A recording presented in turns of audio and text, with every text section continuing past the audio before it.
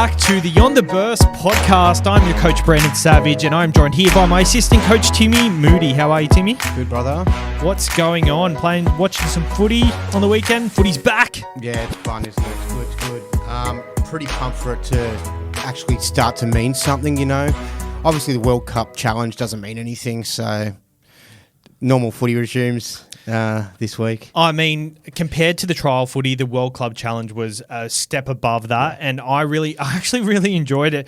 We'll touch on that, I guess, straight away. The World Club Challenge, what was your take on it? I thought Penrith played really well, but it's unfortunate the referees got in the way, but you never want to use that as an excuse. Yeah, that referee reminded me of, I think his name's David Williams from Little Britain. I don't know, people at home, it just looked like it was him playing one of his characters.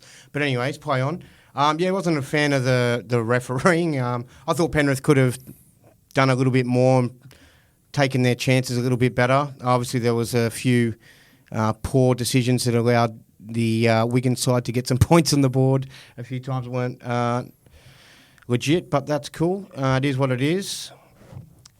Look, we lost last year, and you know, no one really cares too much. As long as we have a good season, that's all that matters. Yeah, the thing is, it's the one thing Penrith haven't won. I mean, a lot of people argue, they haven't done 4 in a row. I've heard a bit of chat like that going around saying like, they won't be considered a great team until they go 4. Well, you're saying that when they were 2 going into 3 and then they did 3. So I think the expectation they set for us is ridiculous. So with Penrith, yeah, I don't really care that they lost. I think they would have liked to win it, but at the same time, they haven't played much footy. I don't care, but like when I was watching, I slept in. I couldn't get up in time, but when I watched it, I was like, didn't want to have any. Yeah. Check my phone to watch it. I was pretty upset when the hooter went. It didn't feel right. Especially because I thought that Taylor May one was such a try too, and it was such a way to finish right on the hooter. I'll tell you what sucks about it. Like all these reject NRL players, Jai Field, what's the name? Ryan Wordle or whatever. Bevan French. Jai Field was great, yeah. Well, Abbas Miski, I always think of him as just... Mansour, yeah. Every time they play... I remember I made a... before Supercoach Experience was like anything really, I made a meme when they got a photo together. Josh Mansour in the Australian jersey and Abbas Miski in the Lebanon jersey, and the meme was a caption next to Josh Mansour saying Josh Mansource, and caption next to Abbas Miski saying Josh Garlic Sauce. And it got I think NRL Roast reposted it or some shit. So I was really happy with that, and that always comes up on my Facebook memories. But week of trials happened and a lot of injuries occurred. Tom Gilbert is out for the season with an ACL injury, unlucky for the Dolphins fans, but also Cohen Hess is out for the season with an injury as well. It's such a shame that the trials bring such... It's a tough game, rugby league. Just, you know, part of it sucks, you know. It's funny. All these trials, they bring in so much viewership, extra viewership in the preseason, but realistically...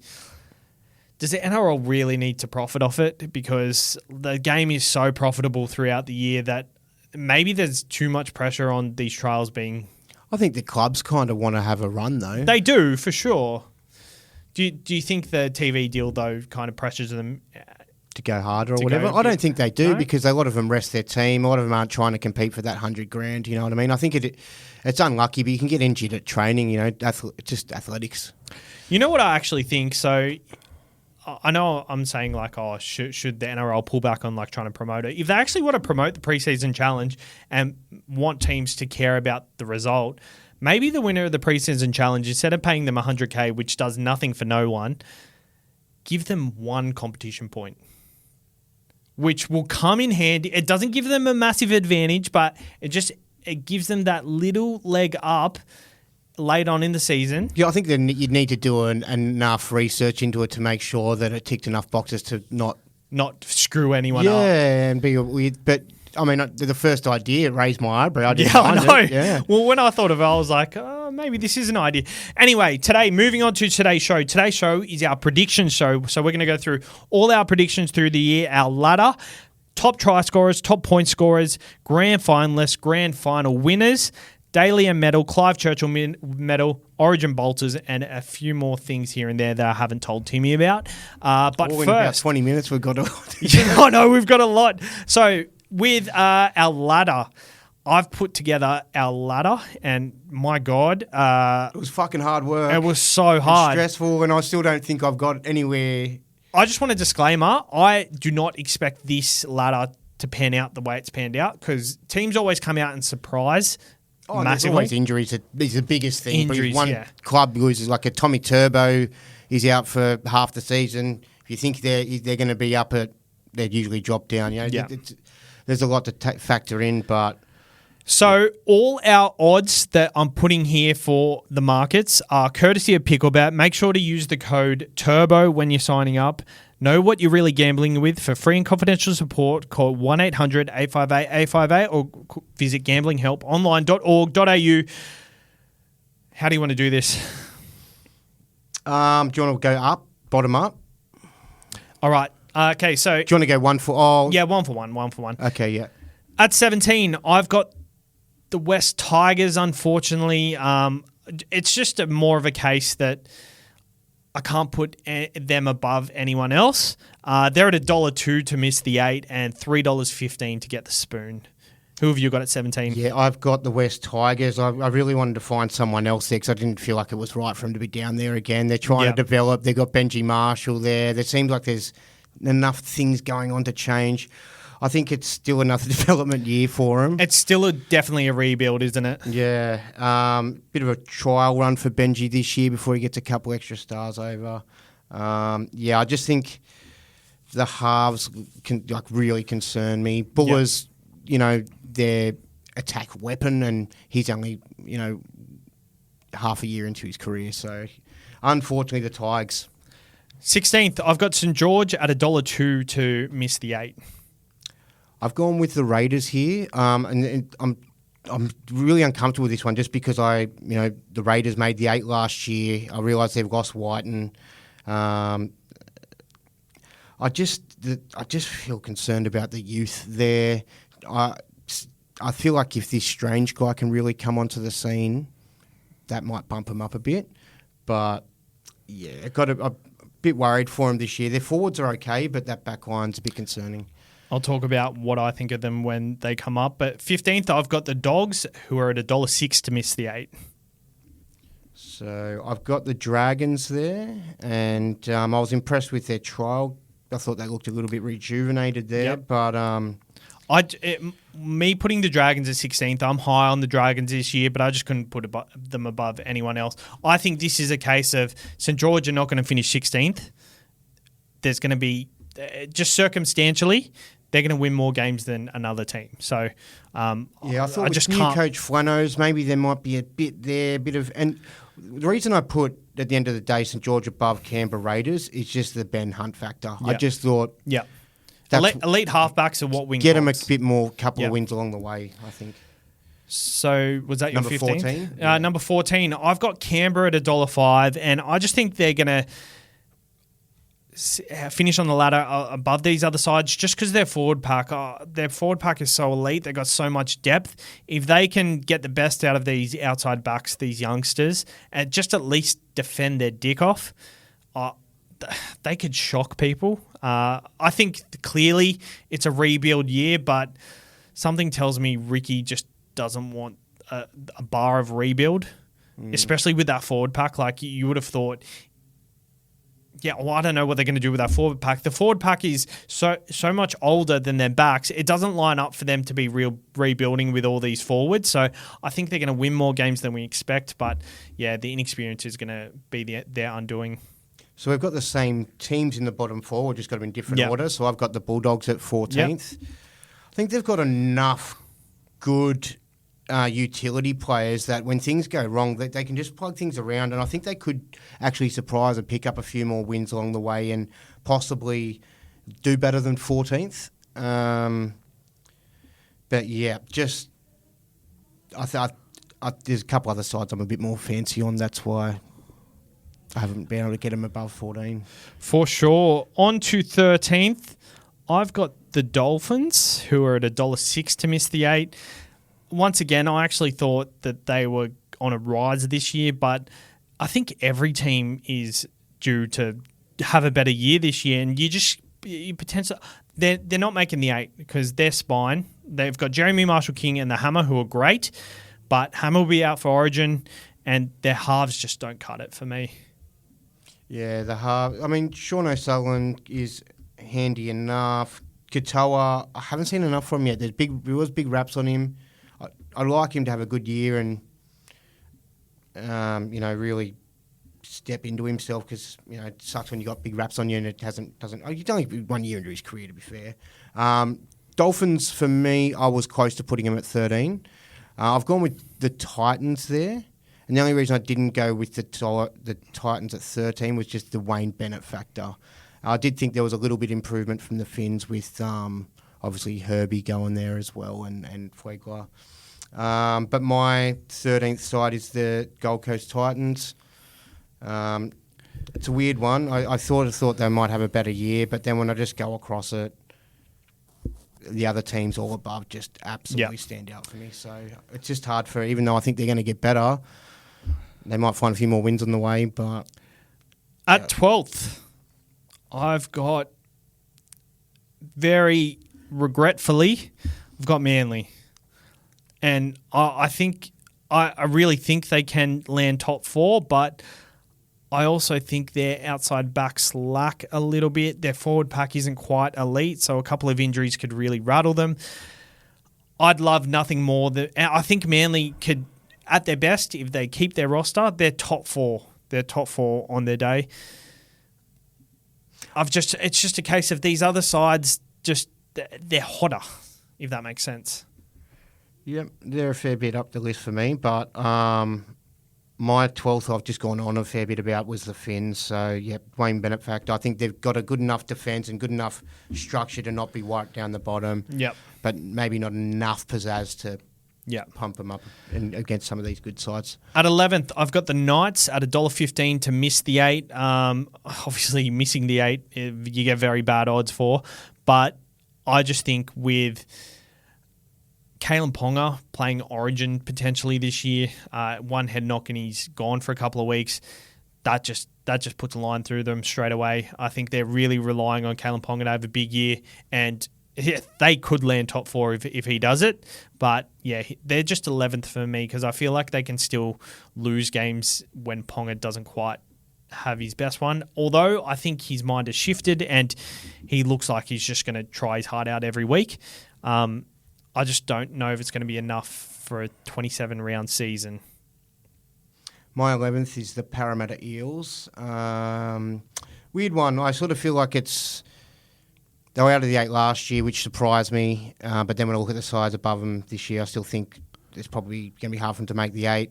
The thing I'm struggling with, though, is you've got Mitch Moses and Dylan Brown, who are both really getting on in their careers and very, very good footy players, having good halves like that. Also having Gutho there, who's handy enough.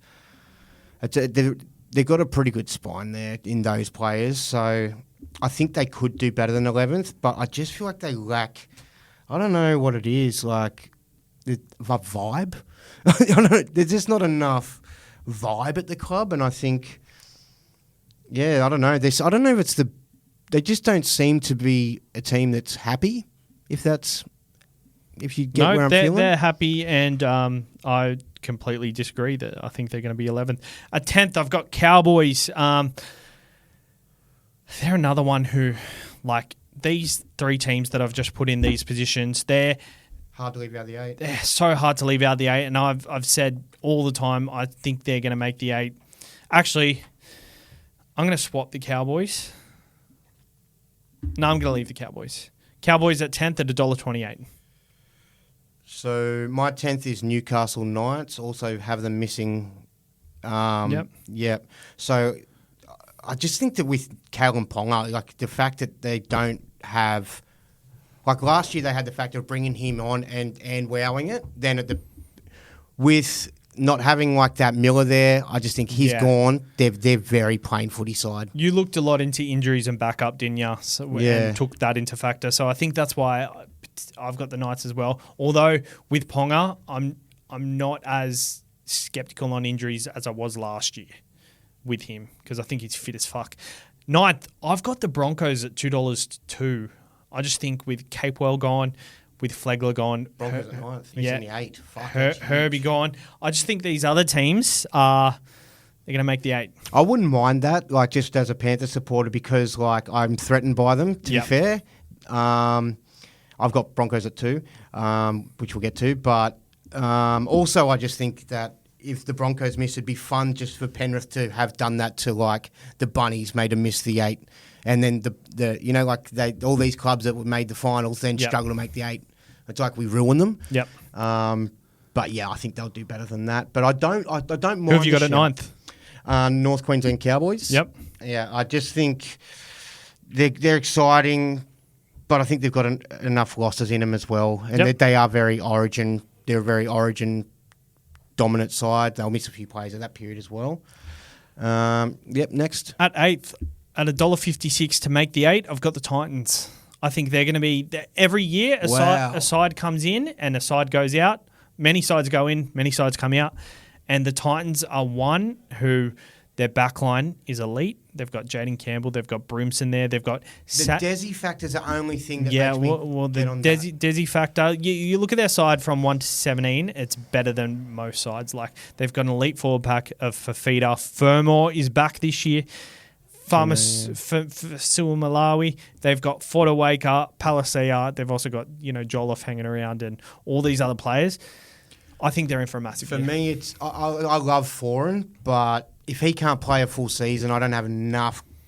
Like Tanner Boyd's handy, but he's not. Yeah, but you know what happens if Foran's out for the season, Brimson comes straight into 5A. If Foran's out for 1 to 2 weeks, that doesn't happen. They bring in someone like Tommy Weaver. They do have a bit of But Brimson comes into 5'8". Brian Kelly's currently missing the side, so Brian Kelly comes into centre. He's a great player, so I think... Yeah, so maybe Desi will fix whatever it was that they just seemed like they were like a bit of a losing culture side. They seem to have like not the right attitude to play 80 minutes. They had a good attack in them and stuff, but then they just go... Yeah, I don't mind that. That's a nice smoky, but I can't see it happening with the others. It feels like there should be a top 12 this year. Oh, for sure. For the finals. 8th, who have you got? What are we up to? 8th. I got the Sharks at 8th. Yep. I got the Sharks at 7th. The reason I got the Sharks there, I think they're a real solid side. I just think that struggling against the big sides might bring them towards the bottom end of the 8, but I think they could be I think anyone in the top 8 is, and even some of these teams missing the 8, are a genuine threat to the competition too. You know what I think with the Sharks though? I think they're a team that could go either way this year. I actually think all these other sides above them, they're probably going to finish lowest 10th, maybe 12th. But with the Sharks, I could see it going horribly wrong for them. They leak points like nothing else sometimes, and they've just got to make sure their attitude's correct. And AFB coming next year, you want to see them go in the right direction. Who have you got at 7th? 7, I've got the Roosters. Oh no, the Sea Eagles. Very heavy on Turbo playing at least 15 games or more, hopefully, because I don't think they made the 8 or they might have in 21. I can't remember. But, yeah, he played 15 games that year. I think the reason I like him there is the Luke Brooks factor. If something, happens to Chezza, I feel like he can guide them around and be their sole dominant guy. I also feel like he helps over the Origin period as well. So I feel like they're due to have a good year, and I'm excited for Tommy Turbo. For sure. On to 6th, I have the Parramatta Eels. I think it's a massive bounce back year for the Parramatta Eels. Brad Arthur is severely underrated as a coach, and I think he gets the best out of his edge back rowers. I don't think he quite has what it takes to take them all the way. I think the structures kind of land them around the 6 every year, just about. But I just think Mitchell Moses and with that extra motivation to get that 6 jersey for the New South Wales side, and Dylan Brown with extra motivation to back up from his mistakes last year, and Gutho's just a goer all the time. So I think their spine is elite, and as long as the hooker just gives them service, they're going to be up and around there. Yep, so 6, I got the Roosters. I could have been happy to just drop them out of the 8 just to find space for the others, because they're just disappointed over the start of the season. And that would have been a safe play too. Yeah, but I just feel like with that squad, eventually it's got to hit. And if they don't make the 8 this year, Robson, Trent Robinson's got to go. Like that, as much as I've heard you just recently sort of say, is he an elite coach? And it made me start to think, like, what's he doing there? Like, why? I know they've been plagued by injuries, particularly the 2022 season was quite harsh for them. But yeah, that they've got the best team on paper, year in, year out. Yep. So yeah, I'd really like to see them get up there because I think footy's good when the Roosters are good too. At 5, I've got the Roosters. I've got the Roosters as well. Who have you got at 5? I got the Warriors. Yep. Yeah, I just think they've a really good squad across the. Yep. They've got a lot of depth as well. Cover halves. Yep. Fullback. Really love their forwards. I thought they were going to regress a bit. I've dropped them out of the 4 and reluctantly, but I think I think they probably could make the 4 easily too. At 4, I've got Melbourne. I think with Pappy back this year, he's exactly what they were missing. And they've brought in Sean Bloor this year, shored up their middles. I think he's massive addition, and they're always in and around there. Also have the Storm. I thought a fact the other day, like they've made the top 4 a fuckload of times out of how many times they've played, which was a pretty impressive stat. I don't know the exact numbers, but and they're fucking winners, man. At number 3, I've got the Warriors. They're $2.90 to make the top 4 via Picklebet. I had them at outside the 8 before I did this list and it's before on the weekend, but I think what Andrew Webster's brought there, you look at their players from 1 to 17. And they've got stronger. They've gotten stronger. Sean Johnson is an elite halfback. They've just got eliteness everywhere. Yeah, I was trying to get on the start of the year. I was like, can Sean Johnson do it again? But he's only got a couple of years. Just do it again. He can do it again. Exactly. I know if he can. And so, I've got him at 3. What's your 3rd? My 3rd is the Bunnies. I was struggling. I wanted to put them higher, and I also want to put them lower. I'm not confident with them at 3. I've got a good vibe, just a vibe. But the thing that made me want to put them lower is this Sam Burgess thing, saying that they don't train well. If they do have that as a bit of an issue there in this sort of competition, I think that's important. You need to be fucking training your ass off. You need to have good culture. You can't have different and fucked up dynamics within a team. Yep. If they've got rid of all that negative energy, that's a positive. Their side's very, very good. I'm happy with their side to be there. If they fix their issues, they're going to be a real big threat this year. Their middle depth worries me, but they're my number 2. You've got the Broncos, and we've obviously got Penrith at number 1. I got Penrith at 1. I really wanted to put Penrith out of top 1. Out of rank just to try to be not a fucking... I couldn't put anyone else at 1, to be honest. It's not because of Penrith and how good they are. They are good, but I just don't think these other teams have what it takes to go to number 1, and I think they're just covered all year round. Yeah, I thought we'd find some loss on the way and stuff, and I thought the origin period could be tough, but yeah, I think we're going to be there again. Yep. Yep. All right, top try scorer for the year. I've got AJ. Like it. I think it's a pretty obvious one. I think he's going to hit the 212, but I had a backup pick because I think that's just too vanilla. I think Campiera, since I think the Titans are going to do well with that left side, especially if Dave Fifita comes back and plays on the right side. I think he gets more ball, and he scored nearly 20 tries last year, so I think he can go one better this year, especially if Fifita's taken it away from him. I'm just going to go Dom Young. Yep. Not going to go back at 1. Right for the Roosters? Yeah, good. I like that right wing spot. It's historically a good spot to score. He scored 25 tries in 25 games last year. Yeah, I like that. Top point scorer, I got Sammy Walker. Wow. That's massive, bro. I reckon that's ridiculous almost.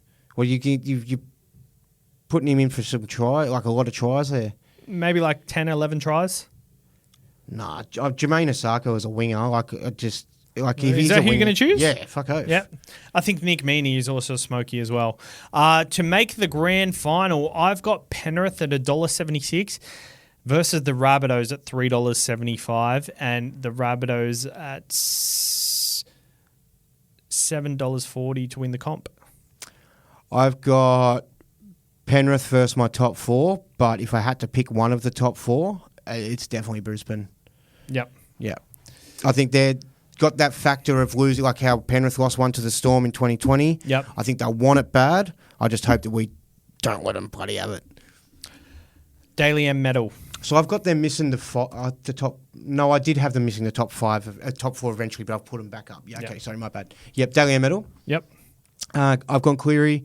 I think another one that is Latrell, that if he's on the field for a long time, I think they're both due one and they're both owed one. Yep. So that's why, but I'm going to go Cleary. I just think if he doesn't win the grand final this year, he'll get Daly. If his team doesn't win the grand final. Daly M gets announced before the grand final.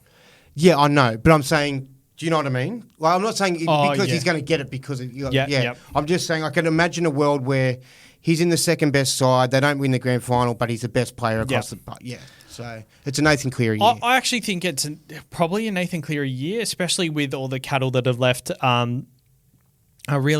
He's going to get one soon, and it's the last thing he has to tick off. I've got Latrell. I think Latrell's a full season with Latrell. I think him and Cleary and Turbo are the ones that if they just play a full season, they get it. My only concern with Latrell is I reckon there's too many people in his side that can take those 3 points off him, have a better game. Cody Walker. That is an issue, but I still think Cam Murray. I'm not trying to tell you wrong. He's my second guy. Yeah. That's why I'm just more confident with Cleary. Origin bolters for this year. Origin bolters. Yep. I've got Jermaine Hopgood. I didn't go many bolters because I'm looking at both sides and I'm like they're pretty sad. Obviously, New South Wales with a new coach, so it could go either way. I think Bradman Best will get another run, especially if Latrell and Tommy, or maybe Tommy goes to fullback. But